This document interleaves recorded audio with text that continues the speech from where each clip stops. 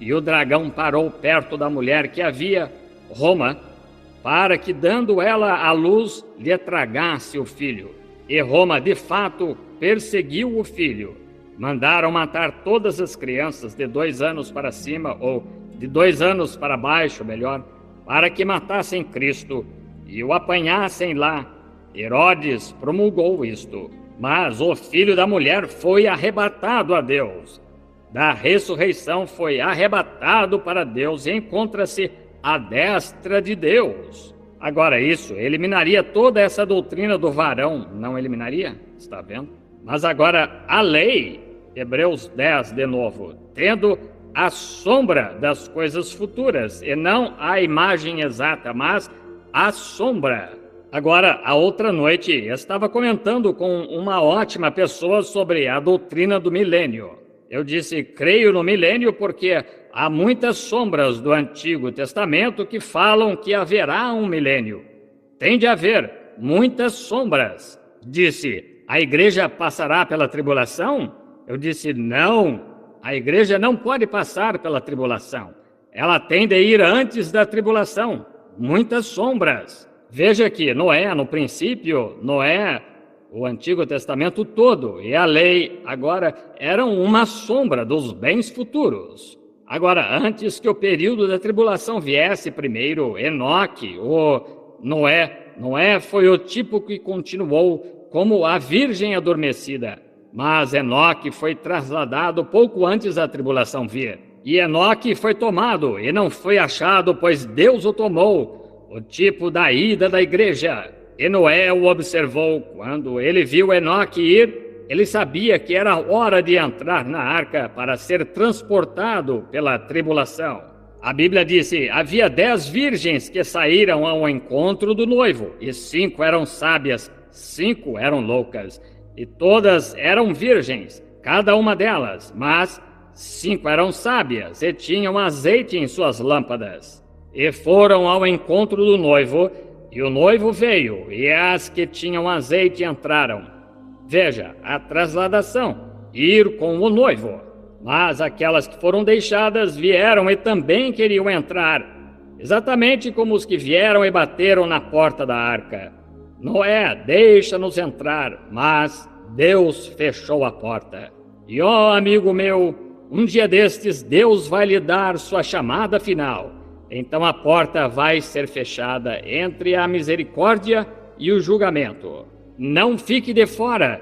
Entre agora enquanto pode. Não dê atenção para o que o mundo diz. Entre em Cristo, pois aqueles que estão em Cristo, Deus trará com ele. Está vendo? Então, esta virgem sábia foi embora na trasladação. E estes outros que vieram bater na porta, o que aconteceu? O que sucedeu? A Bíblia disse, foram lançados nas trevas exteriores, onde havia pranto e lamento e ranger de dente. Israel, quando o período da tribulação chegou ao Egito, não havia uma coisa que veio ao Egito, os israelitas, porque eles estavam no lugar provido por Deus. Gozem, nenhuma tribulação mesmo, está vendo? O resto deles estavam na tribulação, mas estes não. Agora, todas estas coisas sendo sombras, elas têm que tipificar alguma coisa. E então, quando vemos a pré-vinda do Senhor, vemos como o povo andou naqueles dias, e vemos como o povo se tornou. Obstinados, orgulhosos, mais amigos dos deleites do que amigos de Deus. É assim que é hoje. Os homens andando segundo suas próprias concupiscências ímpias. Tornou-se a coisa... Desculpem esta expressão, minhas irmãs, mas chegou ao ponto de verdadeira decência moral ser uma coisa quase que do passado entre nosso povo. Ontem, no Hospital St. Edwards, ouvi um médico arrasando com uma moça lá. Ele subiu a escada onde podia apertar sua mão. Todos no hospital estavam escutando, olhando. Havia uma moça lá usando estas roupinhas ímpias como calça comprida. Você sabe o que a Bíblia diz sobre isso? Ele diz, é uma abominação nos olhos de Deus para uma mulher usar calça como homem. É isso mesmo. E lá estava ela andando. O médico disse, um aleijadinho, eu o conheço, mas não consigo lembrar seu nome. Ele disse: você quer me dizer que a irmã a deixou entrar neste hospital desse jeito? Disse: pois você é uma vergonha para o hospital, saia daqui. Eu disse: rapaz, quero apertar sua mão. Certamente que sim. Disse: como foi que você chegou a passar pela entrada? Não tem vergonha de si mesma de entrar aqui vestida desse jeito? Pensei: oh, que coisa, isso está certo. Admiro um homem com coragem suficiente de chamar o que é certo de certo e o que é errado de errado, indiferente de quem seja. Está vendo? Mas a questão de decência, posso... Vocês vão me perdoar, não vão? Quero parar aqui só um minuto.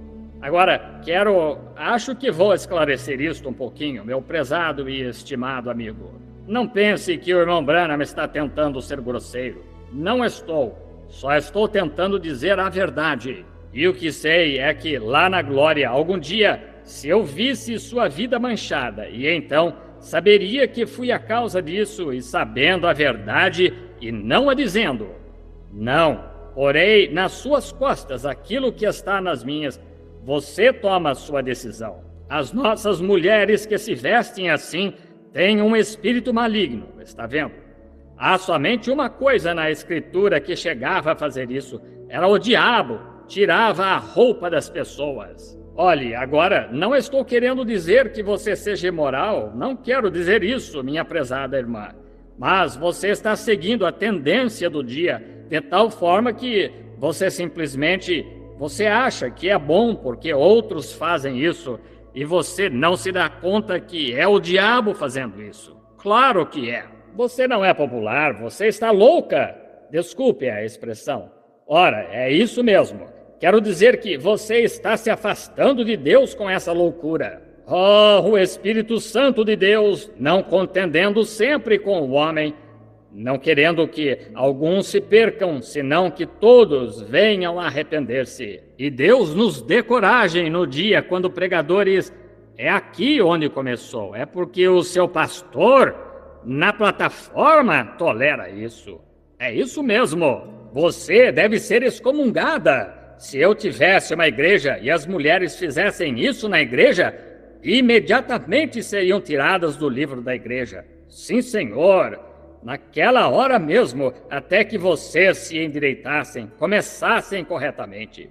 Deus os tem como responsáveis. Mas hoje... fui até o St. Joseph, constantemente atendendo estas chamadas aos hospitais, estas emergências. Fui visitar o nenenzinho desfalecendo, câncer, ou sofrendo do rim. Um rim foi tirado de 2 ou 3 dias só. E como, coitadinho. E ali eu notei, no hospital católico, tão atenciosos e generosos. Vou a um hospital protestante.